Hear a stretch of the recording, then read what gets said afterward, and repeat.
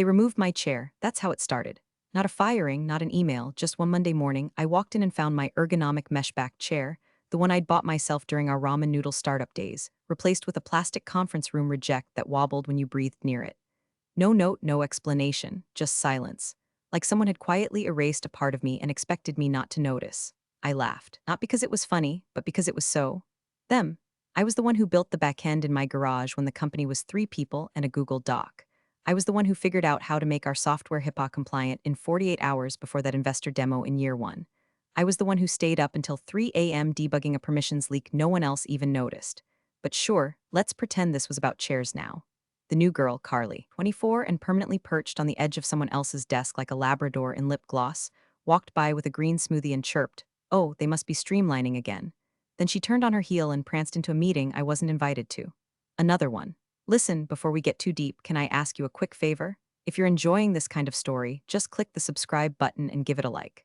I know, everyone says it, but 90% of folks listening never subscribe, and it honestly keeps the team caffeinated and off the ledge. All right, back to the disaster. The company didn't always feel like this. Back then, we had 6 folding tables, a shared Slack password, and dreams so big they cracked drywall. I was Melissa from engineering. No one called me Melissa in tech or Melissa in backend. I was just Melissa, co-founder in everything but LinkedIn titles. My name was on the articles of incorporation. In the early days, we wore too many hats, tripped over power cords, and prayed our AWS credits wouldn't run out. But there was something sacred about it. We were building something real. Then came the daughter, Avery, the founder's little princess who once spilled kombucha on our first prototype and said, why does it look like a calculator from the 90s? Back then, she was just a guest, home from college, taking selfies in front of our whiteboards and calling it content. Fast forward 2 years and she's chief vision officer. No, seriously, that's her title. Vision officer. Like she's the Oracle of Delphi with a marketing degree from a party school. And somehow, every week she gathered more gravity, hosting these strategic huddles that looked like cult meetings for brand consultants, complete with mood boards and LED candles. I stopped getting invites right around the time she rebranded our dashboard into something that looked like a Pinterest board for toddlers. But I kept my head down. I thought I could outlast her. I thought competence still mattered. I was wrong. The chair was just the start.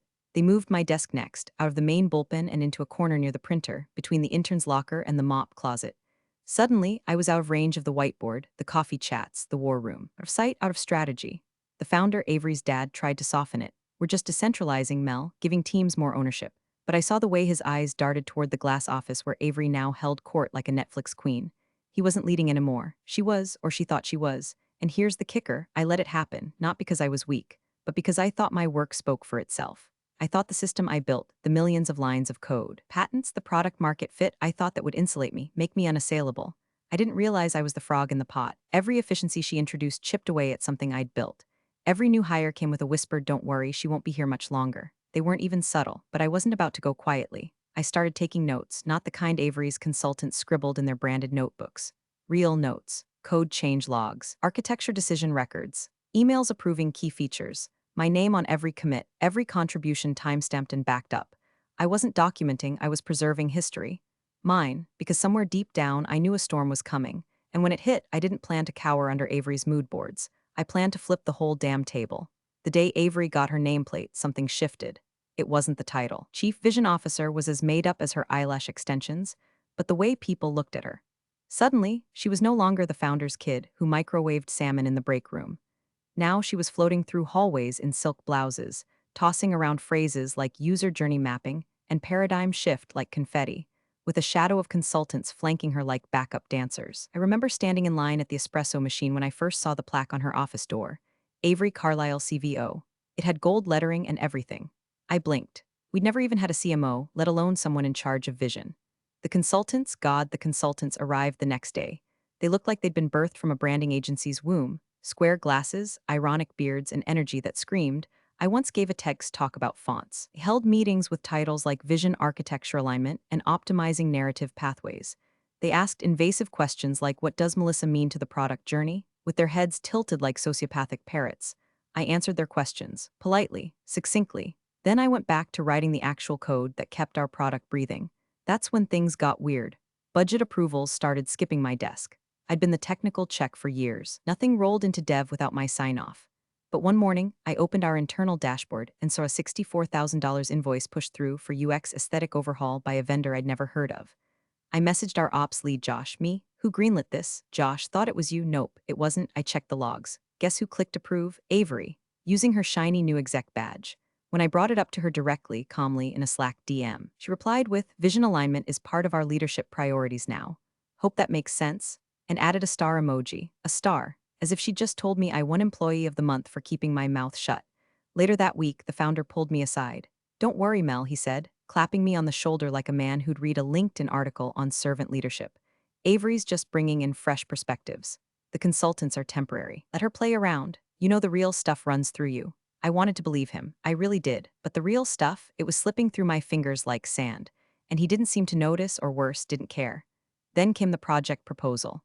It was a new module, something I'd prototyped in my off hours, a feature request we'd been kicking around for months but couldn't greenlight due to bandwidth. I opened the shared doc to find a 42-page PDF outlining my architecture.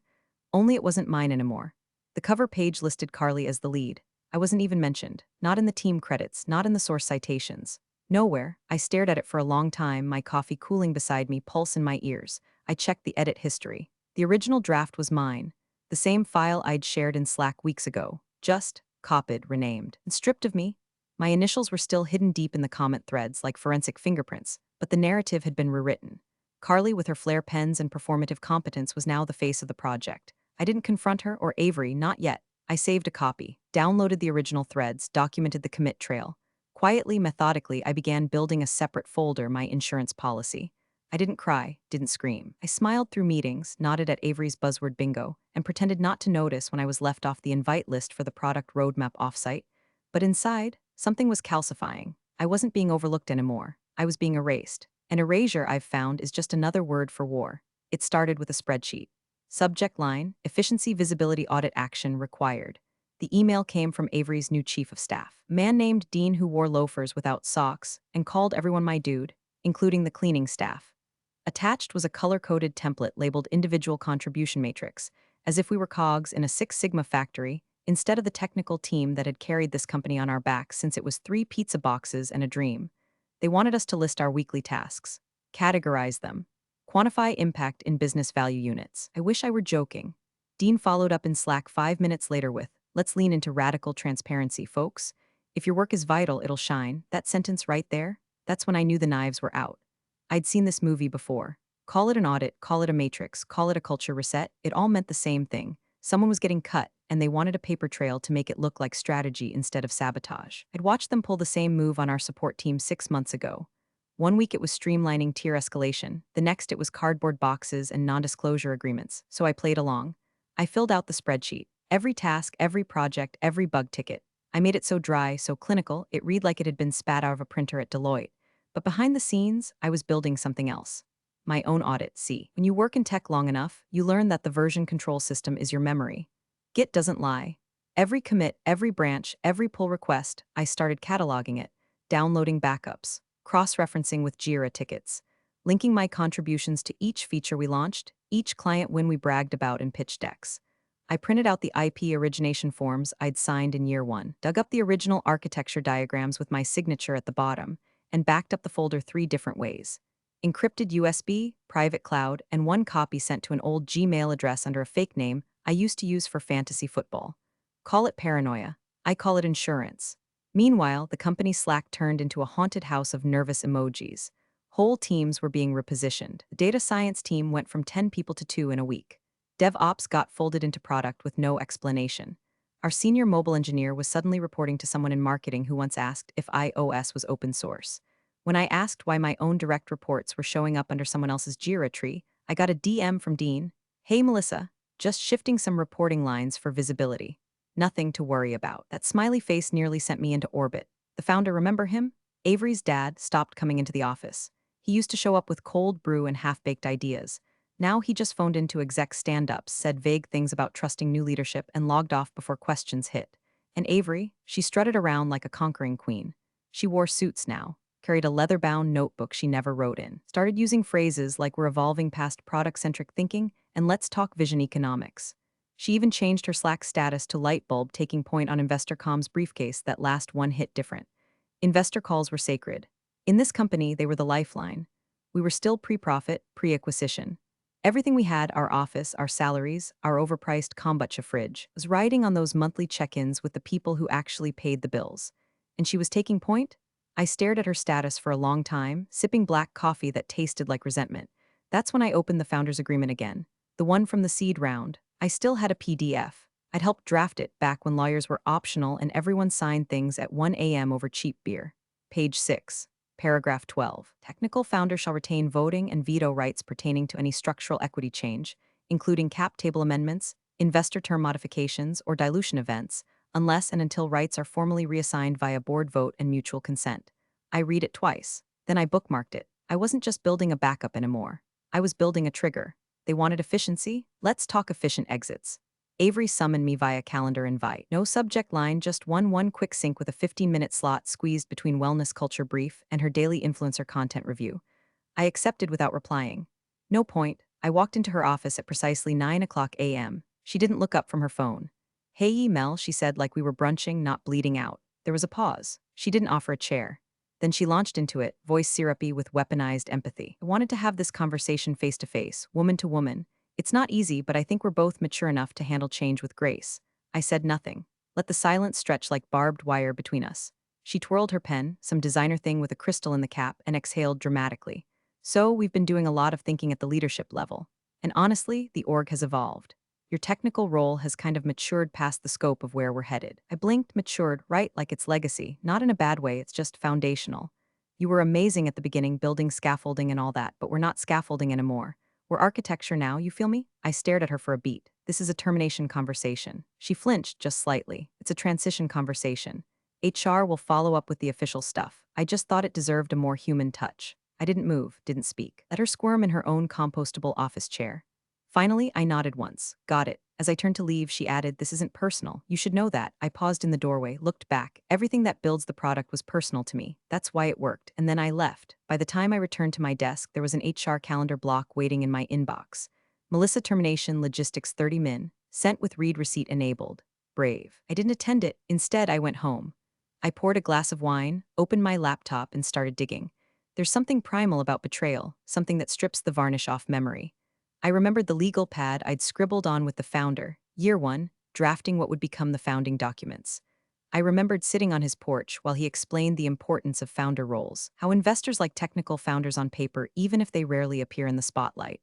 I still had that PDF, the amended Articles of Incorporation series of financing, buried in an old Dropbox folder under a subfolder called Don't Delete Ever. I opened it. It all came rushing back. Clause 14b, page 9. In the event that the technical founder is involuntarily removed, terminated, or reassigned without consent, any modifications to company structure, equity distribution, or financing rounds shall require explicit written approval from said technical founder or a majority vote from founding board members. This clause is irrevocable unless mutually nullified in writing. I sat back, heart thudding, not with fear but with something harder. Colder, recognition. They'd forgotten, or more likely, they never read it. Avery had come in like a wrecking ball with pastel PowerPoints and a fake title, thinking leadership meant deleting the past. She didn't realize the past had teeth, and I'd sharpened mine. I cross-checked the clause against my records. It had never been revoked, never amended. The board had changed, yes, but that clause had not. And they'd just removed me on paper without consent. My hand trembled just slightly as I closed the laptop. Not because I was scared, because I knew exactly what was coming. Avery thought she'd won. Thought optics and Slack emojis and strategy huddles were power, but I still held the kill switch, and I was done waiting. The investor calls used to be sacred. Cameras on, mics muted unless summoned, and only the founder spoke unless someone was bleeding money or code. Now, it looked like a reality show. Avery had hijacked it. The backdrop behind her was ridiculous. One of those staged home offices with fake books and a neon sign that said do the work. She wore a blazer 2 sizes too big and smiled like a real estate agent about to upsell a haunted house. To her right, the founder sat off-center, visibly disengaged, sipping from a mug that definitely didn't hold coffee. I stayed muted, camera off in the lower corner of the Zoom panel. Anonymous. Unseen. Not a name they recognized, unless they'd actually read the series of paperwork. Avery kicked things off with her usual TED-light nonsense. We've been deep in efficiency mode this quarter, really sharpening our operational edges and aligning with our strategic core values. She said aligning twice in the same sentence. I watched one of the older VCs wince like he'd bit down on tinfoil. There were charts, so many charts, slide after slide of agile synergies and cultural optimization vectors, none of which explained why our roadmap was months behind or why half the senior engineers were missing from this call. And then she dropped the bomb. In that spirit of alignment, she chirped, voice like lacquered pine, "We've made a few bold, future-facing shifts. One of those is the streamlining of legacy roles. So, as of this week, we've sunsetted Melissa's position to make space for new operational agility in our tech leadership. Sunsetted, like I was a product feature past its prime.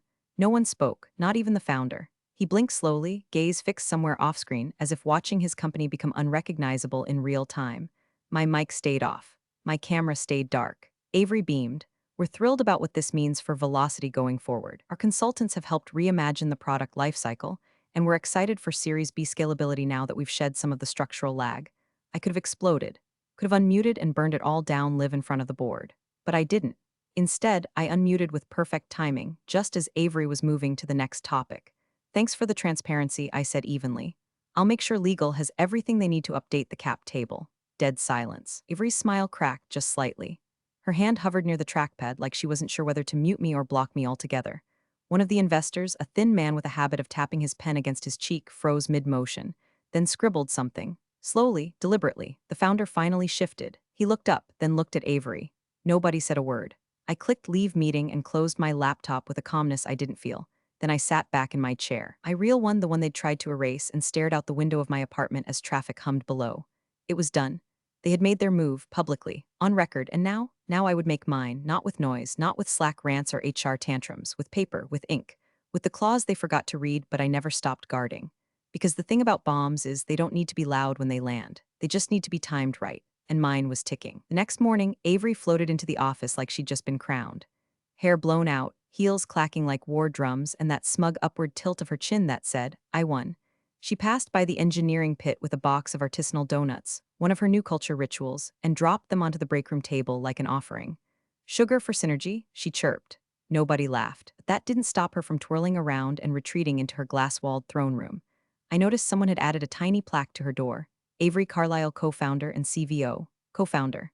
I stared at it so long I forgot I was holding my coffee until it went cold in my hand. By noon, Slack was a fireworks display of forced celebration. Kudos to Avery for decisive leadership during a difficult pivot. Thrilled to be part of this next chapter. Feeling so aligned, most of the comments came from people with consultant in their titles, or those who had attached their wagons to her rocket since the day she arrived.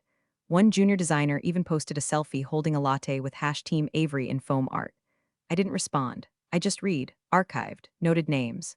The press release hit around 2 o'clock p.m. Glossy and shallow, published on one of those startup PR mills with more sizzle than substance. The headline made my jaw tighten. Avery Carlisle promoted to co-founder in strategic restructure aimed at growth and vision leadership. I read it twice, then a third time. There it was in black and white. Avery Carlisle, recently named co-founder, will lead upcoming investor engagement and spearhead product evolution.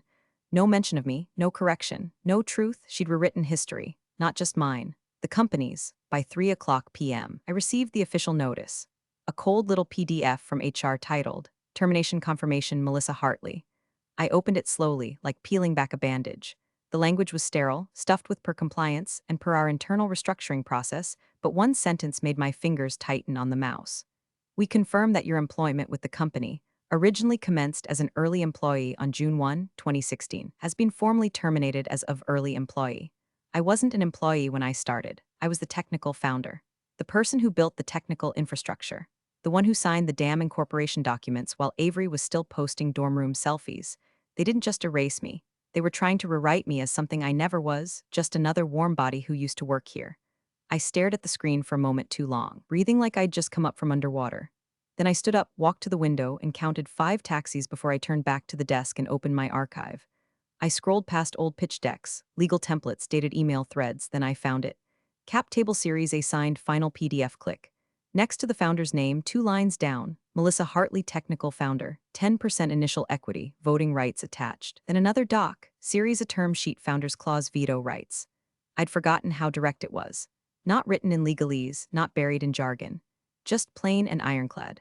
In the event of involuntary removal of the technical founder without formal reassignment of role or equity adjustment, all structural modifications to funding, board appointments, or ownership shall be subject to founder veto per clause 12C. I forwarded both documents to my lawyer with a short note. "Let me know when you've reviewed. I think it's time we reminded them what they signed." 1 hour later, she replied, reviewed, solid, and hilariously overlooked. Do you want to send them a courtesy flag before I reach out to opposing counsel? I typed back, no. Let them keep celebrating, because that's the thing about false victories. They make people loud, careless, overconfident. And the higher Avery climbed on her paper crown, the harder the fall would be when gravity came knocking, with a clause, a signature, and a timestamp they couldn't erase. The next investor call was scheduled for Thursday at 11 o'clock a.m., sharp. But at 10:58, you could already feel the tension bleeding through the Zoom grid. Most of the usual smiles were missing. Cameras on, but no one speaking. Avery sat dead center, flanked by Dean and two consultants dressed like they'd been AI generated for a stock photo. The founder was off camera, his black square labeled Michael Founder, mic muted. I logged in under a generic guest account, audio only. No one needed to see my face, not yet. Avery kicked it off the way she always did, overconfident and overrehearsed. Good morning, everyone. Before we jump in, I want to acknowledge what an exciting quarter we've had. The structural realignment complete and our executive team optimized. We're positioned to accelerate Series B with a leaner, more agile framework. She went on like that for a while. Buzzwords on buzzwords. I half listened, half watched her performance. The same clipped cadence, the same smug little smirk every time a slide changed. This time, though, the investors weren't nodding. They weren't smiling. They weren't even blinking. That's when Peter, lead investor, primary check writer, and the only person on the call who once asked a real question about infrastructure, cleared his throat. Avery, he said, leaning slightly into his camera, before we proceed with today's financial approvals, I have a quick question. She straightened, of course. Peter tapped something on his desk. Then, casually, who signed as technical founder on the original series of documents? Dead silence. Avery blinked, smiled too fast. I'm sorry, who signed as technical founder? Legal flinched visibly in his window. The junior associate next to him began furiously scrolling on a second monitor. Dean leaned toward Avery, whispering something off mic. Avery tried to keep the grin alive, but it had cracked at the edges. I believe that would have been Melissa Hartley, but as you know, she was an early-stage contributor. We've since restructured her role. Peter cut her off. You fired her. It wasn't a question. It was a fact. Dropped like a lead weight. Avery's smile evaporated completely. We sunsetted her position as part of a strategic shift. Peter said, eyes narrowing. You do realize that the original term sheet included technical founder veto, rights tied to financing events, correct? More silence. The kind that doesn't happen in normal meetings. The kind that makes people sweat. One of the other VCs muted himself mid-cough. Another minimized his camera entirely. Peter tapped again, louder this time. I've reviewed the clause, and unless I'm mistaken, no Series B can proceed without her written approval. That includes valuation adjustments, equity allocations, and cap table changes. Dean whispered louder now. I saw legal hold up his hands as if to say, give me a second. Avery finally spoke. Peter, we were under the impression that Melissa's departure nullified those provisions. She was no longer active in the company. And yet, Peter said, voice now cold, you issued a press release naming yourself as co-founder, while failing to notify us that the actual technical founder, with legal veto power over this very round, was removed without board vote or equity reassignment. Avery went pale. Someone exhaled audibly on the call. From my end, I said nothing. Just leaned back in my chair and stared at the ceiling while listening to the unraveling. Peter continued, we'll need to pause any movement on Series B until this is resolved. I'll be requesting a formal review of all recent executive decisions and press statements. Legal, he turned slightly to his right, you'll be coordinating with Melissa's counsel moving forward. Avery looked like she'd been slapped in slow motion. Still off mic, still off camera, I smiled. Not big, just enough. They'd finally read the contract. The clock had struck clause. By Friday, the wheels had come off. The Series B deck, carefully crafted, color-coded, filled with Avery's smiling headshots and graphs pointing skyward, was pulled offline by noon. The shared folder read, access revoked by legal ops. Dean pinged people in Slack with frantic messages like, does anyone have a version saved? And let's not panic, just pivot, but everyone knew. The panic had already arrived in full business casual attire. I wasn't in the building, but I didn't need to be. Chaos has a signature scent, it seeps through subject lines and CCs. I could smell it from my couch. At 3:47 p.m., a board-wide memo leaked. Emergency session scheduled, cap table discrepancy and founder's clause review. I wasn't on the invite list, but two people forwarded it to me independently with variations of holy shit. One even added a popcorn emoji. I opened my laptop and did nothing. Let the theater unfold. That evening, Avery's name disappeared from the company website's leadership page, quietly without comment. The cached version still showed her next to the founder, beaming, confident, untouched by reality, but the live version had shifted. Now, only Michael's face remained, that tired, haunted expression of a man who handed the steering wheel to his daughter and woke up in a ditch. Then came the Slack mutiny. #strategy huddle was locked. #vision board deleted. A new channel popped up, #company updates, run exclusively by legal and ops. The first message was pinned. Pending legal clarification, all strategic communications are paused until further notice. Please refrain from external outreach. Avery didn't post once. I'm told she stormed out of the office that afternoon, ripped her nameplate off the door, shouted something about toxic jealousy, and slammed her laptop shut in front of an intern. The laptop now sat boxed on HR's desk. Her keycard was deactivated within the hour. My inbox lit up at 6:12 p.m. Subject, open door next steps discussion from Michael Carlisle. Melissa, I understand things have been complicated. The board is currently reviewing all structural options. Would you consider a conversation about reinstatement? Your experience is deeply valued. Warmly. Michael, I didn't reply. Instead, I closed the email and opened the most recent memo from VC Legal that had been forwarded, unofficially of course. It read, as per Clause 12C of the Series of Agreement, no further equity modifications, funding authorizations, or board appointments may be executed without written consent from the named technical founder, Melissa Hartley. This includes pending Series B disbursement. All participating investors have been advised accordingly. That was it. That was the sentence that locked the vault. I wasn't just a ghost haunting their cap table anymore. I was the key holder, the bottleneck, the clause they couldn't bypass without crawling, and everyone knew it now. I could feel the shift, not just in power, but in posture. The same people who'd smiled through my erasure, who clapped when Avery sunsetted my role, were now scrambling to undo it, as if my consent could be printed on letterhead like nothing had happened, as if I'd forgotten. They thought silence meant surrender, but I had never surrendered. I had simply waited, and now the company was frozen. Every decision, every dollar, every dream, all of it tethered to a name they tried to erase. Mine. The final financing session was scheduled for Monday morning, 9 a.m. sharp. The kind of call that normally comes with champagne chilled in someone's breakroom fridge, and an intern hovering off camera to take notes for the Victory blog post. But this one had no celebration energy. The investors were tense. The founder looked 10 years older. His square on the call showed him in a stiff button-down, eyes sunken, lips pressed in a permanent line. No Avery in sight, no Dean. Just legal, arms crossed, flanked by the firm's CFO, whose expression suggested she'd aged 3 fiscal years in the last week. They tried to keep it upbeat at first. Walked through projections, rehashed retention metrics, flashed slide decks as if facts could unburn a building. But the oxygen wasn't there. Everyone was waiting for one thing, and it came right on cue. Peter, the lead VC, now very much the only voice that mattered, adjusted his glasses and said, before we finalize, we'll need confirmation on one outstanding item. The founder cleared his throat, of course. Peter nodded toward the bottom corner of the screen. Melissa, I clicked my mic on. My camera stayed off. Here, he leaned forward. Do you approve this round as presented, including all current executive titles and equity designations? There it was, the moment, the final pin in the grenade. I didn't hesitate. No, I said. Not while Avery Carlisle holds any title, stake, or influence within this company. My veto stands. Silence. Real, actual silence. Not a sound from legal, not from the founder. Just the faint, hollow echo of someone muting themselves in the background. Then Peter leaned back in his chair, steepled his fingers, and said, understood. We'll consider the matter unresolved. No funds will be released until structural revisions are made in line with Clause 12C. Click, the call ended just like that. No shouting, no drama, just a quiet unraveling of their plan, thread by legal thread. 2 weeks later, a formal announcement was posted on the company's LinkedIn page. Michael Carlisle, our esteemed founder, is stepping down to pursue new ventures. We thank him for his years of service and vision. No mention of Avery, but buried 3 lines down was this. Interim leadership will consult with original technical founder, Melissa Hartley, as strategic advisor during the transition. That same day, someone forwarded me an internal Slack screenshot. Avery had messaged, it's not a resignation if you were never actually fired, right? Followed by a broken heart emoji. An hour later, her name disappeared from the company directory, quiet as a deleted Google Doc. I never replied to Michael's second email. I didn't need to. Instead, I moved into my new office, same city, new building, one with real light and no glass fishbowls pretending to be collaboration. On the wall behind my desk, a simple brushed metal plaque. Melissa Hartley, founder, CTO, advisor, no adjectives, no hashtags, just truth. People think revenge has to be messy, public, loud, but I didn't fight dirty. I didn't smear anyone. I didn't even raise my voice. I just read what they signed.